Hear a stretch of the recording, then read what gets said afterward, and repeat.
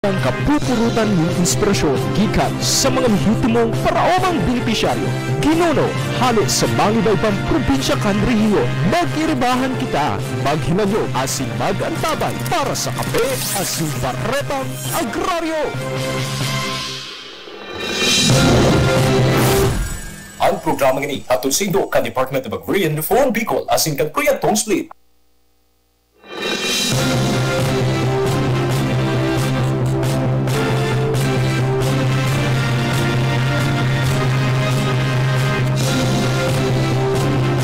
Mga tugang, good morning po sa Indogamo. Sini po si Kaagraryong Henry M., ang lalaking hindi inuumaga. Welcome po sa programa ang Kape asin Baretang Agraryo. Ato din sa Indocan Department of Agrarian Reform Region 5 asin po mga tugang kang proyektong split. Ha? Welcome po sa tuyang programa. Ngunyan tabing aldaw sa tuya mga tugang na madadangog ang importanteng mga istorya. May kinaraman po sa mga programa kandar asin pan mga testimonya o testimony ninsarong po na yun po nabiyayaan kang programa Kandar Region 5. Kaya po mga tugang, antabay lang po kamo rin sa tuyang programa hanggang po kitang alas 10:30 nin pag-aaga. Ngunyan tabing pag-aaga, mga tugang magkakaibahan ta, ang saro po na personalidad Kandar Region 5, siya po mga tugang nakapagtapos nin kolehiyo kan taon 1987 sa Bicol University sa kursong Bachelor of Science in Political Science. Asin siya man po nakapagtapos kan sayang master's degree sa Bicol College kan taon 2015 sa programang Masters in Management Major in Public Administration. Sa ika-35 taon na nagsilbi sa DAR Region 5 kan taon 1989, nagpunan sa iyang karera sa DAR como sarong Agrarian Reform Program Technologist, no? Hanggang sa makaputan niya, nagkapirang posisyon arog kan Senior Agrarian Reform Program Technologist, Information Officer 2, Agrarian Reform Program Officer 2, Agrarian Reform Program Technologist 2, asin Senior Agrarian Reform Program Officer. Por dahil sa iyang dedikasyon na makapaghatod po nin magkakanigo na serbisyo para sa mga paraomang benepisyaryo sa Kabikolan, kan Agosto, mga tugang 2025, por dahil po sa iyang padago sa pagpahiling ng totoong serbisyo publiko, siya po ang naitalaga como ang bagong Supervising Agrarian Reform Program Officer o SUARPO kan Land Tenure Improvement Division. Mga ka-agraryo, sa tuya pong i-welcome mo yan ang representante ni Chief Agrarian Reform Program Officer Florentina Escolano. Dahil iba, kundi po si ka-agraryong Reuben Ben Loria. Good morning, Tabi, Sir Ben. Welcome po sa tuyang programa. Ka-agraryong Ben, welcome po sa tuyang programa. Maray na ka-agraryong Henry, asin siyempre sa gabos na nagihinanyog sa inyong sikat region. Asin, siyempre sa satuyang mga parauma na iyuan bida sa satuyang programa. Yes. Salamaton pong maray ka-agraryong Ben sa imong pagbisit sa tuyang istasyon mo niyan. Primero, para formal po na punan niya to sa tuyang pagpaaram kan sa inyong mga estudyang talon po, pwede po na mas may pabisto po ninyo sa inyong sadiri sa tuyang mga paradalan, asin paradangog, ngunyan pong pag-aaga po, ka-agraryong Ben. Okay, ako po si Mr. Reuben Loria, no? Kanina nabanggit mo sa ko yung background. Pero okay, sige, Mr. Loria. Ngunyan po, dumana po kita sa, pinakabuod kan sa tuyang discussion, lalo na ako bilang nasa sector kan operation. Yes. Na inapod na mo na Land Tenure Improvement Division. Yung mananggat kasi bago mananggat na introduce ta ka na, no? Okay lang kayo. May agum ka na po, may aki ka na. Pero pa sa imong agum. Duwa nga aki. Nakasiring tulos ako. Nakasiring ka tulos. Okay, anyway. Sa pagi po kan danay na pagpabisto, napabisto ta ka naman kasama sa inyong sektor, kan Land Tenure Improvement Division Tabi, asin ang sendong programang Land Tenure Security Program. Pwede po sir na ipaaram mo ang kabilugan na lakdang o inisyatibo makatuyuhan, asin ano pang benepisyo kaini sa mga agrarian reform beneficiaries tabi. Go ahead. Okay, sige. Bago ko po mag-sentro sa kong discussion, gusto ko muna pong iklaro na pinag-uuro ng Tadigdi ang programa Kandar na Comprehensive Agrarian Reform Program. Opo. Na kung saan ako na pabilang sa sector kan LTSP. Yan. So, okay. Ikaw kaya nin tulong component ang programa number 1 ng LTSP. Yun po ini so sector na in charge duman sa pag-distribute kandaga. Pag-acquire kan daga from the former owner, pasirin naman sa pag-distribute ng daga para sa mga potential beneficiaries na makikuha siya ng titulo. Ini po proseso. Ano po kayo sa mga LAD acquisition and distribution. So, ikaw po inining tulong kamtang, tulong steps bago makumpleto ang LAD. So, in the absence of one, dahil po ini makukumpleto. So, sa primero, duman sa first step, itong claim folder documentation. Itong pag-procurar niya mo, pag-secure kan mga dokumento naman sa landowner na na-cover niya to. Like yung titulo, yung plano, tax declaration, etc. And then, sarong aktibidad sa primerong step na yan, yung information dissemination para may paaram sa mga parauma sa komunidad kung ano ang katuyuan asin benepisyo kang programa. Then pag-identify kan mga daga na mako-cover. And of course itong pag-screen, pag-qualify kan mga parauma na pwede maging beneficiaryo. First step po yan. So pag nakompleto na itong pinagapon na mo na CF, claim folder, mga papeles po yan, maduman na po kita sa ikanong kapitan ang pag-survey. Okay. Diyon sa pag-survey, dumanta na i-determine ang sakto na sukol kan mga individual na parauma. Sa pagigihan kan pag-survey kandar, and then ang survey result, ano output kayan, isa-submit sa DNR Technical Services para mapurbaan ang inaapod niya itong ASP, Approved Subdivision Plan. Na yun ang gagamit, ang technical description po dyan, yun ang gagamito na input duman sa titulo sa maabot na panahon. And then, di ko na kita ning Approved Subdivision Plan, naka-intact na sa tuyang claim folder. Ngunyan, ang sunod na aktibidad, itong land valuation. So, ang DAR, kaibaan mga partner kayo ni ang DA, DNR, asin ang landowner na na-cover, itong mga potential na beneficiaries, maduman sa area mismo, para inspeksyon, anapod kayan, field investigation. So, aaramon naman, ano ang mga tanong, ano ang mga improvements, ano ni status kandaga para maging input duman sa gigibo na valuation kan Land Bank of the Philippines. So, ang pagkatapos kan inspection, magkakaigwa kita kan ano yan, FIR, Field Investigation Report, i-attach na duman sa plano, kung aprobado na, and then ma-request na kita sa Department of Agriculture kan production data. Selling price, sa hindi yan hali. Kung sa manyog naman sa PCA. May mga proseso pa lang talaga. Itong mga mga production data, selling price, attach naman sa folder, idadagdag para maging intact. Isusumiter na to sa Land Bank of the Philippines para ma-value. So, di kaput na kan Land Bank ang claim folder. Nyaon su plano, nyaon su titulo, nyaon su production data. Iko-compute na nila po yan. Ang computation ninda kada lote kung para ang presyo. Pag na-compute ninda, wala na ning kulang na dokumento, ma-issue na sinda kang pinag-aapod niya to na MOV, Memorandum of Valuation. Diyan po sa dokumento na yan, mahihiling kung pira ang ibabayad sa may-ari. Duman sa mga area na na-cover lang. Sige. Then duman man mahihiling ang pira ang babayadan kan may-ari. Ay kan farmers na babayaran ninda sa lawki 30 years. Annual amortization. So pag kompleto na po yan, na MOV, papadarayan sa may-ari para maaraman man niya kung pera ang presyo. And then to accept or reject the valuation. Pwedeng sayumahan o pwedeng ako. Ngunyan, igibo sa ibang tapo na in-accept. Ngunyan, ma-request na sa Department of Agrarian Reform through the provincial office sa Land Bank na masabi, Mr. Land Bank, mag-issue mo na po kan proceeds, mag-issue ka na po kan certificate of deposit na ibig sabihin, pruweba na itong amount na proceeds, idiniposito na sa account kan may-ari. May bayad na may-ari. Ngunyan, maduma na kita sa last na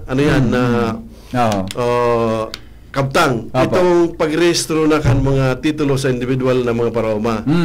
So ngunyan, kung ikaw na kitang COD, ito magiging basihan kan Registry of Deeds para ilipat ang dating title kan may-ari sa Republic of the Philippines. Bakong iuli sa gobyerno, ano? Opo. Babalik sa gobyerno. Republic of the Philippines. Ngunyan, nakompleta na po sa proseso na acquisition. Na-acquire na sila. So, nasa dar na asing gobyerno ang pag-dispose kay ni naman sa mga parauma. Then, i-re-register ni kan Registry of Deeds, ma-generate na ngunyan ang provincial office ki titulo na napunta Certificate of Land Ownership Award kung sa CARP kung so itong PD27 na dati conservation patent. Then pipirmahan ni kan secretary and then ibabalik sa Registry of Deeds for final registration. Ibabalik na naman sa provincial office para ipanaon na sa individual na parauma. Sa punto po ini nakumpleto na ang land process. Na-acquire, na-distribute. So malawag na po ang sunod na component kan programa iyon pagtao sa indaning support services. So parte po sa sector kan distribution, yun po ang proseso. I see. Okay. So katakot po kan sa inyong padagos na pagpapaabot ng lehitimong serbisyo, pwede niyo po ba kami na maistoryahan tabi Kagraryong Ben kung ano ang pinakamagayon na accomplishmento na sa inyong naabtan siraron po kan sa inyong sektor hanggang sa presente ngunyan? Sige po, Kagraryong Henry. So bago po itao ko itong may special projects kami na ngayon duwa.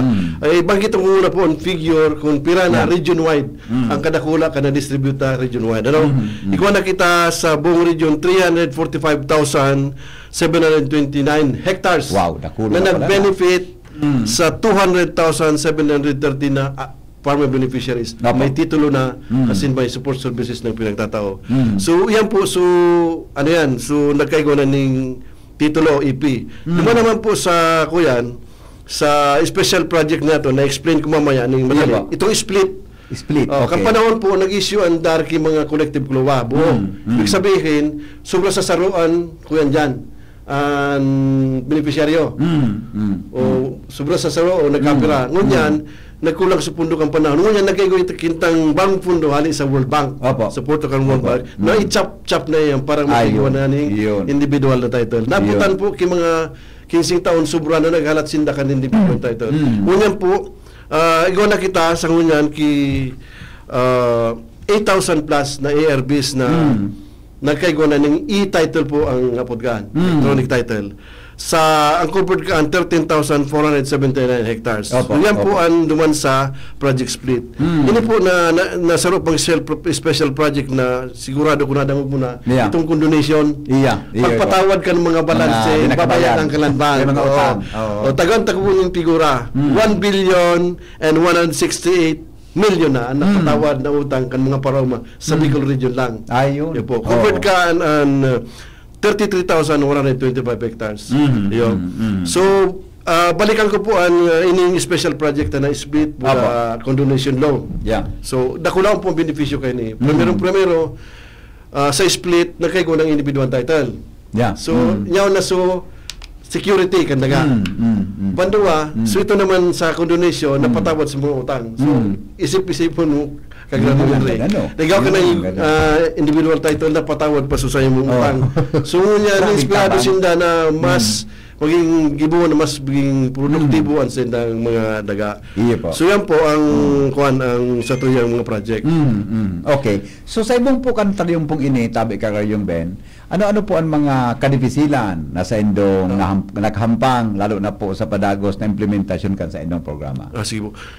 Kagraryong, bago ko yan simbago, gusto ko munang isingit ini na highlights naman sa special project na pigasabi. Sige po, go ahead. So, kan July po 2024, si President BBM mismo nagduman sa Naga para personal na i-distribute itong first batch kan e-titles and condonation certification. As in itong mga regular na titulo, ipiglowa. Pinasigundahan po yan kan nakaaging mga pinambunan ni Senator Amy Marcos. Digdi sa Legazpi po, pinanginutan niya man ang pag-distribute kan the same ikadong batch e-titles, itong na-chap-chap na titulo, and then condonation certification o room. Ang sunod, ito pong lately lang si Yusek nalilingaw. Yusek Taduran. Paliba sa Bicolano man, nagdigdi siya sa Nagaman para sa third batch kan distribution kaning e-titles, condonation certification. So yan po ang mga ano yan, highlight. Pero sabi mo nga, swapot mo ko sa bago kung ano mga challenges. Dakol po ang mga challenges. Correct. Lalo na po ining doang special project. Kaya po mo eksaktong data. Tapos may mga legal na mga matters na kayo po ang resolution. So yan po ang ano yan, challenges. Sa pagkapoon kang programa in 1989 o 1988, pag food basket carp, talagang pinaka problema mo itong landowners resistance. Pero in the long run, nakumbinsi man sa mga landowners na kaipuhan talaga yung programa para naman mag-uswagan mga parauma as sa kabilugan ang satuyang komunidad. Sarap pa itong isolated case mo lang itong peace and order situation na medyo bako makayon sa ibang probinsya. Pero just the same, nakakuha kami ng mga strategies paagi kung paano may implementar ang programa. Okay. Sa ngunyan po, Kagraryong Ben, ano po ang sa indong mga pigprepararan na mga aktibidades sa sin programa urog na para sa ikararahikan sa tuyang agrarian deformed beneficiaries o ARBs po? Primero po, padagos sa mo yung pag-document o pag-distribute kan mga natatada pang balanse sa LAD, Land Acquisition Distribution. Sa October 28 po, igwana naman ng distribution sa Naga. This year? This year, last week in October. Distribution, e-titles naman, condonation certificate o COCROM and Epicloa. And lately lang po sa Manila, pinag-conducir itong pelikulang agraryo. Nang pig-showcase naman so. Galing ko kayo sa yung entry So pinag-showcase naman ang mga gains, ano ba ang mga accomplishment na kandar in national, sa regional, sa local level. Tapos mga best practices kung paano attain sa mga goal. Mga success story kan sa tuyang mga parauma na nabiya ang programa. Yan po ang mga kuan. Pero sa ngunyan po, ang pinagkakabalan talaga yung doong special project kasi pareho ni naka full blast talaga. Split and condonation law. Pag write off kan mga utang kan mga parauma. Magayon niya.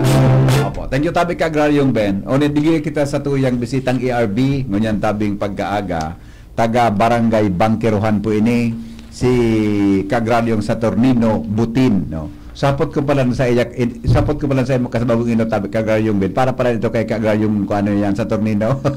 Sinot kong hapon sa imo. Para pala sa iyo ito. Alright, sige po. Kagraryong Saturnino, pero pwede po na ipamidbid ang sa imong sadiri asin ipaaram po ang sa imong trayumpo. Para po masalo kang mabistuhan kan sa tuyang mga parahinanjog mo niya na aga di po sa tuyang programa. Kagraryong Saturnino, maray na aga tabi sa imo. Maray na aga man po. Ako po si Saturnino Butin, may agong tulong aki. Para uma. Sabi mo po, sabi ko taga Purokdos ka kang Barangay Bangkeruhan City. Purokdos. So meaning diyan ka po talaga naka-start. Iya po. Ayan, okay. Sige. So, pwede po tabi Kagraryong Ben maistorya kung paano po kamo nagpuon na mag-uma asin sisay po sa imong inspirasyon kan maglaog ka sa ladong ini. Sa kuya nga ma po. Tadaray naman sinda bali sa kuya ini. Winalat so yan kuala yan taga. Kaso rin ka po nagpuon na nagpuon na mag-uma tabi Kagraryong Saturnino kung natandaan mo pa. Alo na po mga kunyan mga visiting taon na bago kanso itong sa titulong mo yan 23 mag-abot. Alo yan na mabainti na kaning taon ngayon. So bago ito, bago maakon na ka sa titulo, ito muna sa ispan ka sa imong pag-uma dyan sa Barangay Bangkeruhan. Okay. Pwede, ano pang mga naukudan mo sa imong ama pag-abot sa pag-uuma tabi Kagraryong Kagraryong Saturnino? Yan pong paglukad, tapos yan na pagkuhan sa kabasan.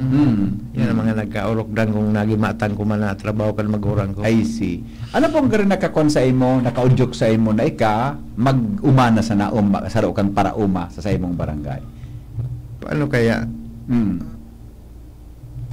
Sayang man kaya, dahil man mga tugang ko kaya, dahil man interesado, naray man dyan pati. Kaya ako na sana nagkunya na nagdesisyon ka na sana. Pero naging desisyon bilang, kaya gawa ka ngunyan kasadiring daga, ali sa dar. Diba? Okay. No rin po nindo na-receive sa endong sadiring titulo? 2023 po. Ano po? 2023. Iyon, okay. Kan ma-receive po nindo ini, ano po ang pagmati na sa endong ano po sa endong naging pagmati na ang sa indong daga na pinagkukultibar, sa imo na pong sadiri mo niya. Siyempre po, huwag maon. Siyempre, may sadiri ka na, dahil ka ng utang, may daga ka pa. Tranquilo, na baga nakadulagdag na kang paghanap buhay. Yeah. Paano po na-receive ang titulo, Kang Lote? Pwede mo i-historya kung paano mo na-receive so lang title na yaon sa imo niya? Basta pinaapodan na lang po kami sa DAR na mapanaraga kami. Taduman mi ang tabi kino. Ay, aso naman sa Naga ka mo? Sa pag-abot ni Presidente mismo? Basta sa Naga? Oo. So, pwede mong istorya kung paano ka na nakaupod na mag-uma? O nagturo na mag-uma sa lugar mo? Tabi?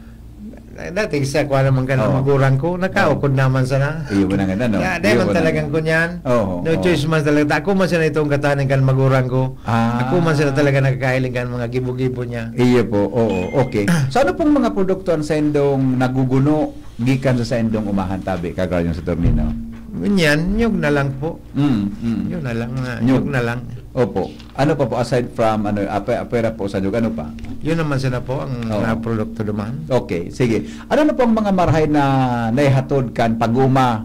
Asin paano po kamo kay ni natabangan sa panguralon pagkabuhay tabi kagaya sa Tornino? Wala na bagay ta. So pagkuangan mga aki ko, pagperes ko ilo kan mga aki ko, kulang bagay. Wala may suro sa line mala ko ngunya, nakakadagdag pa man kan pag nagisadiri mala kong trabaho. Ano? Pero sa mo yan, nagkagawa ka ng diretsyo na sa imo na mismo ang lote. Makusog lang bot ko. Taday na kung bayada sa diri na. Kaya magmaon baga. Pero pang aki din daw. Tulo pa eskwela. Tulo. Ako niya, dahil kunya na sana. Tarapos na. Dahil ang duman sa pagkaiga mo sa diri daga, nagkatabang kimares. Nakatapos. Ngunya, ligo akong bigpadal. Apo. So, matawa ako. Okay. So, pero po sa pag-uuma, may iba pa po kapag mo na pinagkakasibutan, asin pinagkakakitaan tabi. Iga po. Nag-chopper po ako. Chopper po ako sa karne. Chopper? Iya po. Para? Siguro baga para tinda. Makatakutom ka palang kaiwal.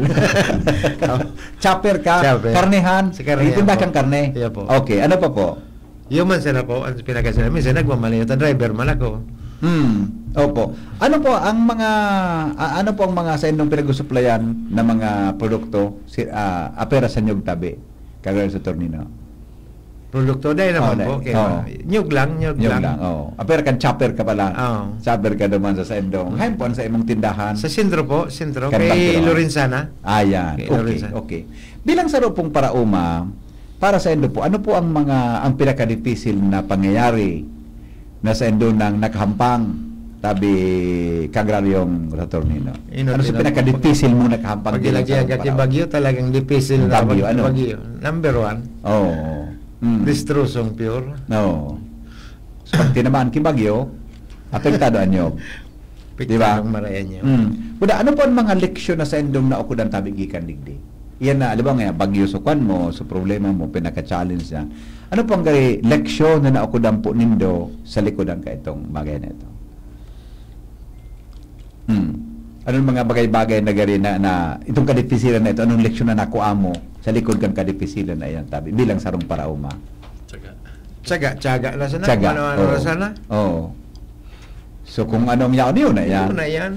Minimum wala pang gagata sa agulay. Dahil natin kung nagulpi kang Bagyo. Iyo mo nang okay. So para po sa mga kapareho mong parauma na nagahalat man kan sa indong saliring titulo nindaga, kan sa indang saliring titulo nindaga, tarakol bang kitang mga parauma nagdanangugman mo niya na nagahalat man kasi ng saliring titulo nindaga.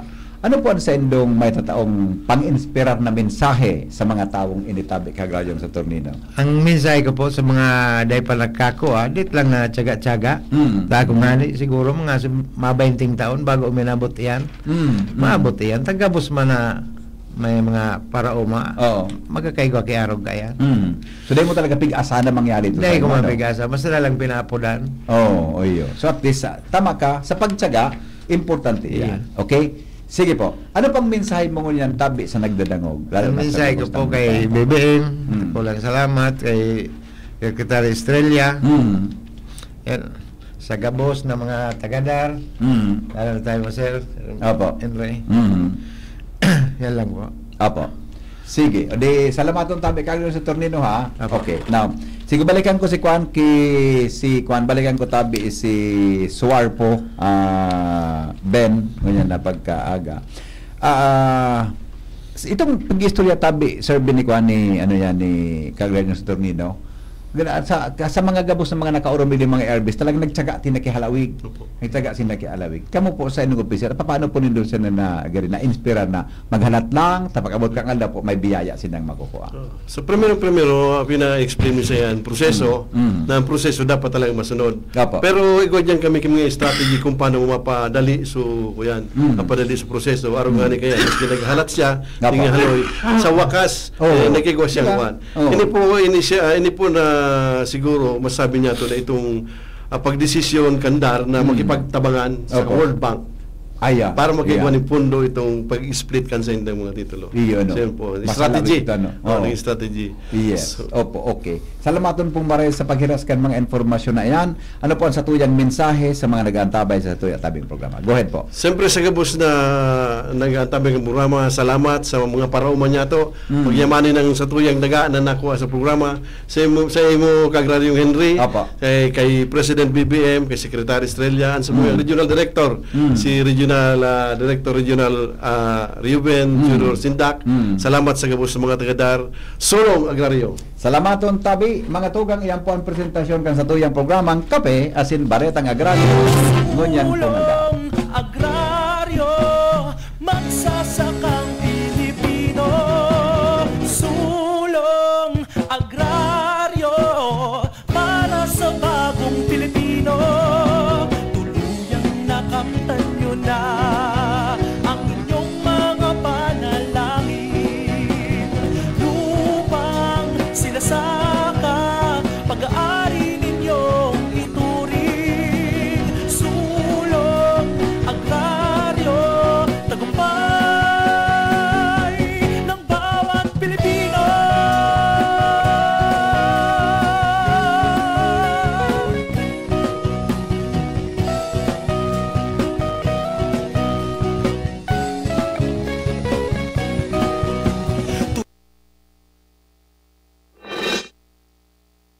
Ang importanteng orolay ko niya na pag-aaga po sa tuyang programang Kape asin Baretang Agrario.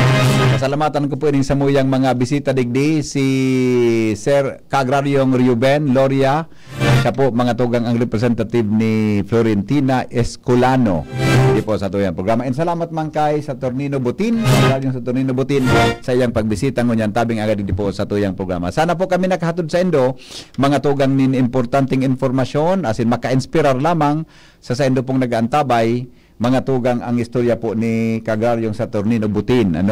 Sa mga nagkakaurong kaya ngunyan, ang importante talaga bilang ERB o Agrarian Reform Beneficiaries ang paghalat, di ba? Kay pan mo magtiyaga, kay pan mo na halaboy kang pasensya para po makuha mo ang suportakan sa tuyang gobyerno. Tan sa tuyang gobyerno, lalo na po mga tugang sa daday man po nagpapabaya iyan. Iagi lang sa tamang proseso. Mga tugang ang pag-distribute ng mga daga, taday mo po pwede na biglaon mo ang baka mag-abot magkaigong mga legal questions ngayon sa mga maabot na aldaw di may problema po kita dyan, kaya kung matyaga ka lang diyan mo mahilingan sa sabi nga pag may tiyaga may nilaga. Kung matyaga kang maghalat, mga tugang igwa ka po din makukuha na tabang sa tuyang gobyerno.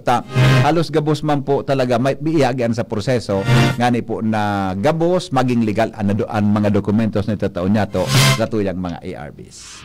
Okay, mga tugang, salamat kan sa inyong pagantabay. Mabalik po kami sa sunod na episode ng programa Kape asin Baretang Agrario. Ini po si Cagrariong Henry M, ang lalaking hindi inuumaga. Nagsasabing, Sulong Agrario. Sa indong nadango, ang naging katiripunan kan mga istorya kapupurutan nin inspirasyon na ginuno ikan sa dedikasyon na makapaghatod nin lehitimong serbisyo publiko. Iniyan, Kape asin Baretang Agrario. Ang programang ini inihatod sa indo kan Department of Agrarian Reform Bicol asin kan proyektong SPLIT. Patuloy po tayong magkaisa para sa kapakanan ng ating mga magsasaka. Hanggang sa susunod, muli nating tuklasin ang mga hakbang para sa maunlad makatarungan at tunay na reformang agraryo tungo sa layuning sariling lupa para sa bagong bukas na masagana. Magtiwala po tayo sa ating mahal na Panginoon. Salamat po sa inyong pagsuporta. Piolo Pascual po, sa Ubo at